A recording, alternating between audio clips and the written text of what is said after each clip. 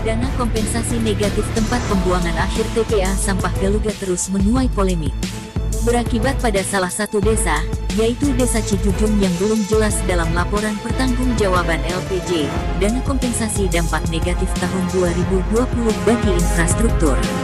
Kali ini tim telusur menelusuri dana kompensasi dari pemerintah Kabupaten Bogor bagi Masjid Jamiatul Hidayah yang diduga diselewengkan oknum.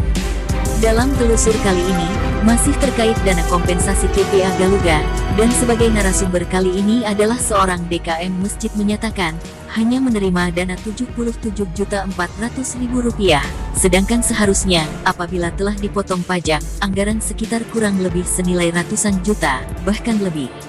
Menurut data dana fisik bagi Masjid Jamiatul Hidayah ini, adalah Rp128 juta, usai dipotong pajak menjadi Rp114 juta. Namun, DKM Masjid Jamiatul Hidayah Cisasak Desa Cijujung hanya menerima Rp77.400.000, hingga selisih kurang lebih Rp37 juta. Dari laporan polisi nomor LPB 33IX/2021, di Polsek Cibungbulang, pengaduan dugaan tindak pidana penggelapan untuk gedung dan untuk rehab Masjid Jamiatul Hidayah masih bergulir dan telah memeriksa saksi, namun hingga saat ini belum ada satupun tersangka. Kemana dugaan anggaran ini menguap? Kita simak telusur selengkapnya. Oleh masjid cuma segitu 77.400.000 yang bisa keterima oleh masjid. Adapun selain daripada itu saya kurang tahu.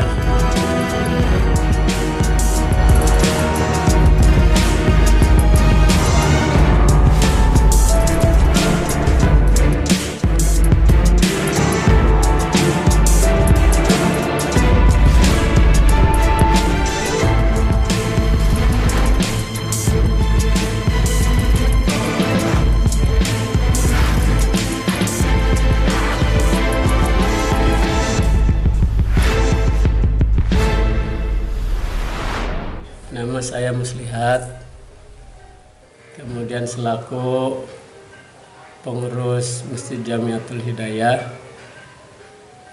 Kebetulan saya yang mengelola masalah keuangan dan administrasinya kaitan dengan masjid. Jadi bicara tentang masjid itu punya 3 sumber anggaran. Pertama yaitu dari kas masjid, kedua dari sedekah masyarakat. Adapun yang ketiga dari dana kompensasi yang pada tahun 2019 masyarakat sudah bermusyawarah sepakat bahwa untuk masjid rencana direhab tahun 2020 dengan anggaran sebahagian itu, bukan sebahagian, mungkin ya ala kadarnya dari dana kompensasi ya, karena kalau dihitung-hitung ya lebih besar dari masyarakat. Ala kadarnya dari dana kompensasi, jadi masyarakat ingin supaya masjid ini cepat selesai, minta dari 2 anggaran. Setelah tiba pada tahun 2020, ternyata katanya nggak bisa dari 2 anggaran, harus 1 anggaran aja.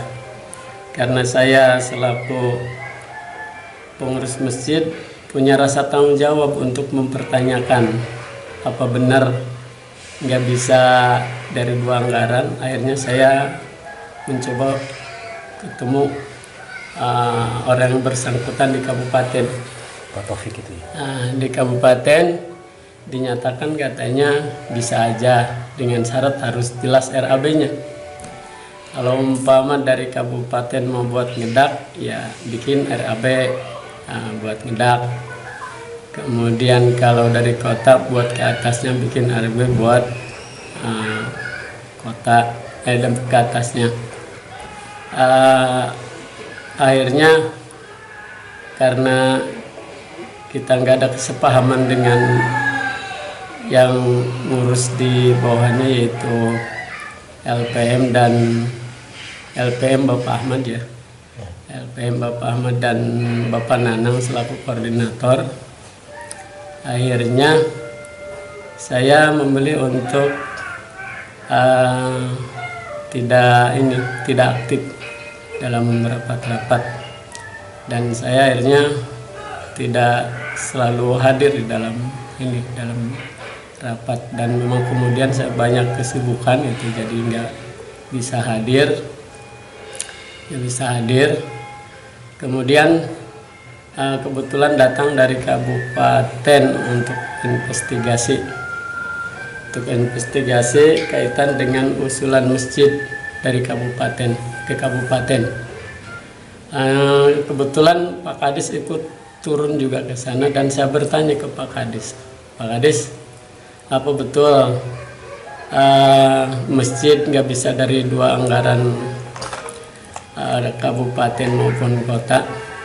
Kata Pak Kadis, bisa aja, yang penting jelas RAB-nya, mau dari dari kabupaten buat ngedak, dari kota buat ke atasnya, bisa katanya.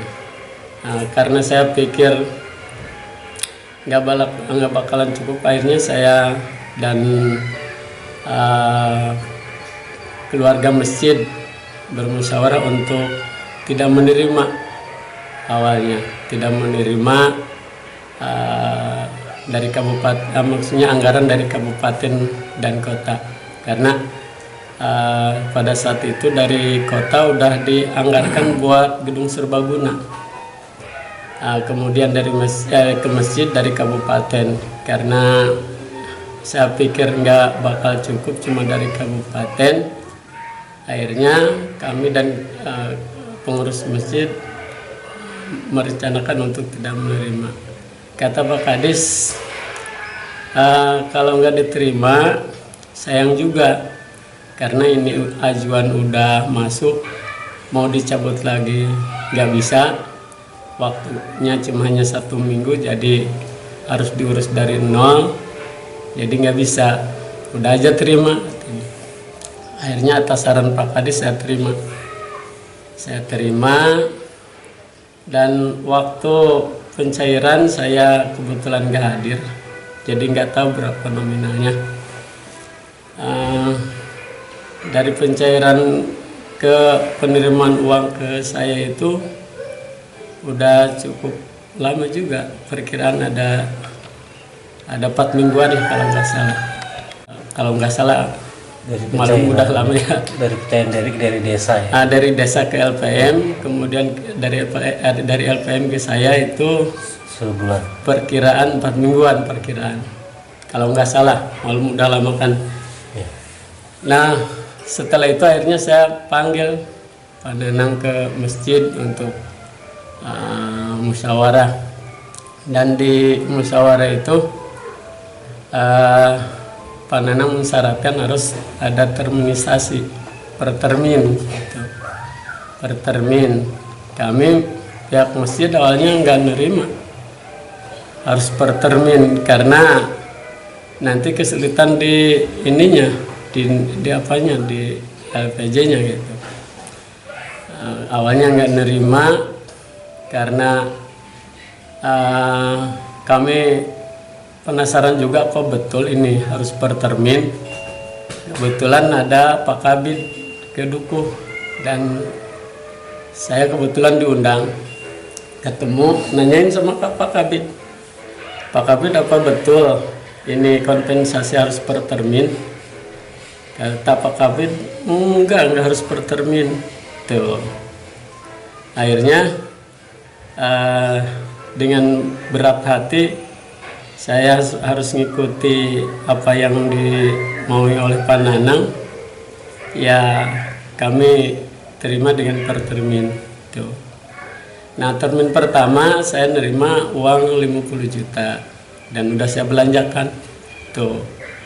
Termin kedua saya menerima 12.400.000, belanjakan juga.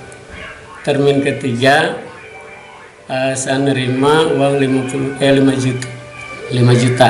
Nah, saya belanjakan juga. Kemudian terakhir 10 juta.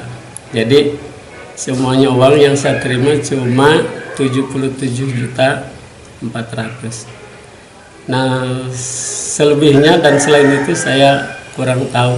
Termin pertama 50 juta, termin kedua 12.400.000, termin ketiga 5 juta, termin keempat 10 juta.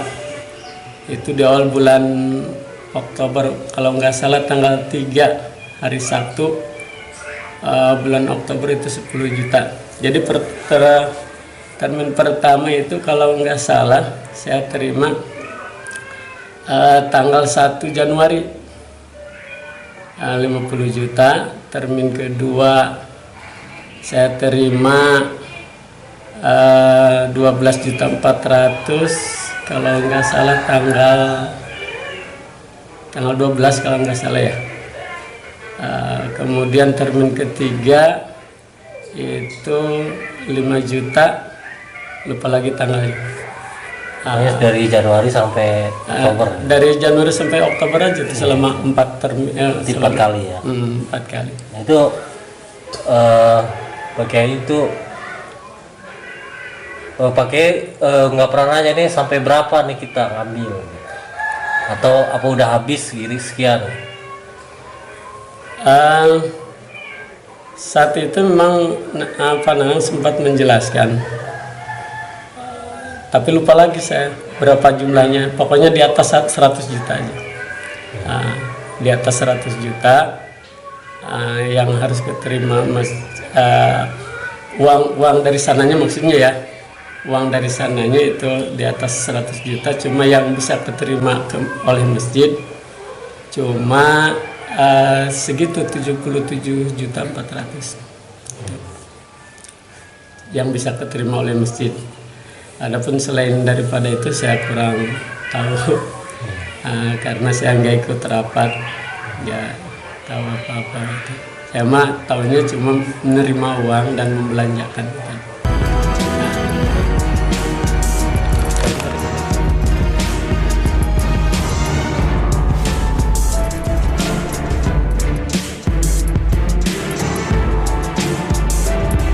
Dari Cibungbulang, Kabupaten Bogor, jurnalis Wawah dan Guspur melaporkan untuk BRTV.